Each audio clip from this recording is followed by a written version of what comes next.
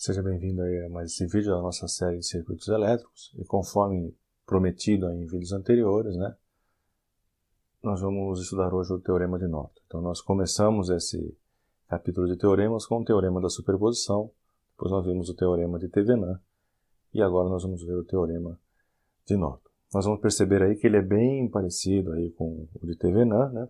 A diferença básica é que lá no equivalente de Thevenin, a gente tinha uma fonte de tensão com um resistor, e aqui nós temos uma fonte de corrente, aí também com um resistor. Então o teorema diz que para qualquer circuito de corrente contínua, pode ser substituído por um circuito equivalente formado por uma fonte de corrente e um resistor em paralelo, certo? Entre os terminais aqui A e B. Aqui a gente tem um pequeno roteirinho de como aplicar um método, e a gente vai ver que ele é realmente bem semelhante ao Thevenin. Então, primeiramente, remova a parte do circuito o qual deseja obter o equivalente de Norton. Se você voltar lá nos vídeos de Thevenin, principalmente o de exercício, você vai ver que quando a gente queria encontrar lá uma corrente ou uma corrente a tensão ali num determinado resistor, a gente removia esse resistor do circuito, assinalava o terminal dele, e a gente fazia todo o cálculo relativo àquela remoção, aqueles dois pontos, aquele terminal. Coloque as fontes de tensão em zero, no curto-circuito, igual nós fizemos lá no Thevenin, e abra as fontes de corrente, igual nós fizemos lá também. Depois determine a resistência equivalente. Então todo esse item aqui, ele é idêntico ao que nós fizemos lá no Thevenin. O que significa isso? Que para um mesmo circuito, a resistência de Thevenin é exatamente a mesma resistência que eu vou encontrar para o equivalente Norton, certo? Porque eu estou fazendo exatamente o mesmo passo. Retorne as fontes e determine a corrente de curto-circuito entre os terminais daquele elemento que a gente retirou. Vai ficar claro ali no exercício. Então, da mesma maneira que a gente fazia lá, a gente aprendeu como fazer a transferência, como transformar uma fonte de tensão em uma fonte de corrente, fizemos isso aí em vídeos anteriores. A gente pode fazer exatamente a mesma coisa entre o equivalente Thevenin e o equivalente Norton. Acabei de falar aqui que a resistência Thevenin é exatamente igual à resistência Norton para o mesmo circuito, porque nós estamos fazendo exatamente a mesma coisa. E aí nós podemos fazer a transformação da fonte de corrente em fonte de tensão, conforme nós aprendemos lá. E aí nós temos a equivalência entre os dois circuitos equivalentes.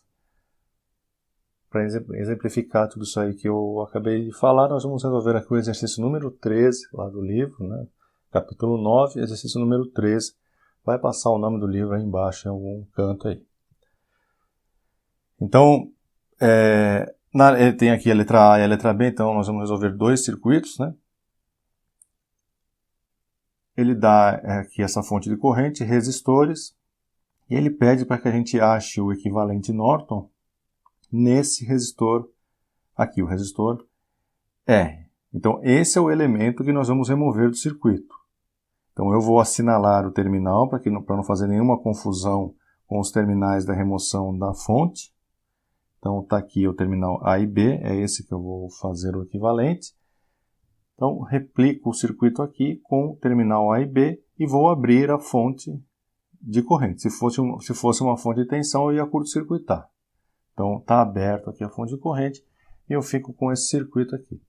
Agora, nós vamos calcular a resistência que esse terminal AB enxerga, isso aqui é um circuito aberto, Então, esses dois resistores estão em série. Então, a resistência que eu vejo daqui é 2 mais 12, a resistência em série desses dois aí. Então, a resistência Norton é igual a 14 ohms. Coloco a fonte de volta. Então, essa fonte que eu abri lá, ela volta para o circuito. E eu vou curto-circuitar o terminal AB, conforme está aqui. E a corrente, eu vou encontrar a corrente de curto-circuito. Isso aqui é um curto-circuito, Qual é a corrente de curto-circuito que passa por aqui? Bom, a corrente de curto-circuito que passa por aqui nesse circuito é a mesma corrente que passa pelo resistor R1. Então, o que nós vamos fazer é encontrar a corrente que passa por R1. Eu tenho aqui a fonte de corrente, tenho o valor da resistência, faço um divisor de corrente, eu encontro a corrente que passa pelo R1, que é a corrente que passa no curto-circuito. E essa corrente vai ser a corrente da nossa fonte de corrente do equivalente Norton, né? Então, é muito simples, né? Divisor de corrente. Disso aqui, eu tenho a resistência total desses dois aqui, é um paralelo dos dois. Vai me dar 1,71. Pode aí fazer a conta, quem quiser aí. Dividido pelo resistor em questão, que é o resistor de 2. Então, 1,71 dividido por 2, vezes a corrente que está chegando no nó onde a corrente se divide, que é 3 amperes. Então, eu encontro 2,57 amperes e o meu equivalente Norton é essa resistência que eu achei aqui em cima, de 14, em paralelo com uma fonte com a corrente de curto-circuito, que é 2,57 amperes. Lá no terminal AB eu tenho o resistor. Então, para esse resistor aqui, tudo isso que está aqui equivale a uma única fonte de corrente em paralelo com um único resistor, certo? Agora vamos resolver aqui a letra B. Na letra B, ele nos dá, ao invés de uma fonte de corrente, ele nos dá uma fonte de tensão, né? Algo importante aqui que eu estava esquecendo de mencionar. Deixa eu voltar um pouquinho no exercício anterior. O sentido da corrente aqui, da fonte de corrente, é o mesmo sentido da corrente de curto-circuito, tá? Então, voltando aqui na letra B, nós temos uma fonte de tensão de 20 volts e resistores aí associados. Ele quer, então eu vou remover esse, é o resistor R, onde nós vamos encontrar o equivalente Norton, né? Nós vamos conectar esse resistor a uma única fonte de corrente associada com um resistor em paralelo. Mesmo procedimento, nós vamos então calcular primeiramente qual é a resistência de Norton. Então nós vamos curto-circuitar essa fonte, está aqui um curto-circuito dela. Vou dominar isso aqui de AB, aqui o AB, e vai sobrar aí os resistores, né? Então nós vamos calcular qual é a resistência que eu enxergo aqui por AB. A resistência que eu enxergo por AB é 5 em paralelo com 5, em série com 5. Então a resistência Norton é 5 vezes 5 sobre 5 mais 5 mais 5. Vai me dar então 7,5 ohms. Voltamos a fonte para o circuito, curto-circuitamos o terminal AB, está aqui o curto-circuito, e o nosso objetivo então é calcular qual é a corrente de curto-circuito que passa pelo terminal AB, que é a mesma corrente que passa pelo resistor R3. Então nós vamos encontrar qual é a corrente que passa pelo R3. Eu posso então calcular qual é a corrente total do circuito, através da resistência equivalente desse circuito aqui, com a tensão da fonte, lei de Ohm, a gente encontra a corrente total. E aí nós temos um divisor de corrente aqui, e eu encontro finalmente aí qual é a corrente de curto-circuito, a corrente que passa pelo R3. Então é isso que nós vamos fazer. A resistência equivalente, nesse caso aqui, coincidiu dela ser igual à resistência de Norton, né? Que é 5 em paralelo com 5, em série com 5. Coincidiu, podia ser diferente. Então R equivalente é igual a Rn, que é igual a 7,5, a gente já tinha calculado lá. Lei de Ohm no resistor equivalente, eu encontro a corrente que sai da fonte. Então 20 é igual a 7,5 vezes I é igual a 2,667 amperes.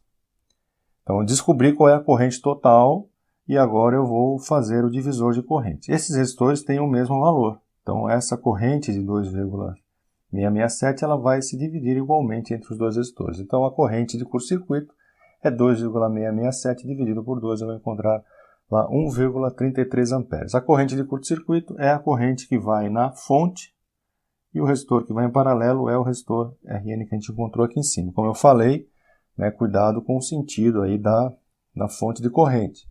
Eu tenho a corrente saindo do positivo da bateria aqui e vai vir uma para baixo aqui e a outra para baixo. Então a minha fonte é com a corrente para baixo, certo? Cuidado para não cometer esse erro aí. Eu espero que tenha ficado claro então, e eu vejo você no próximo vídeo com mais exercícios de Norton. Nós vamos dar uma complicadinha, certo?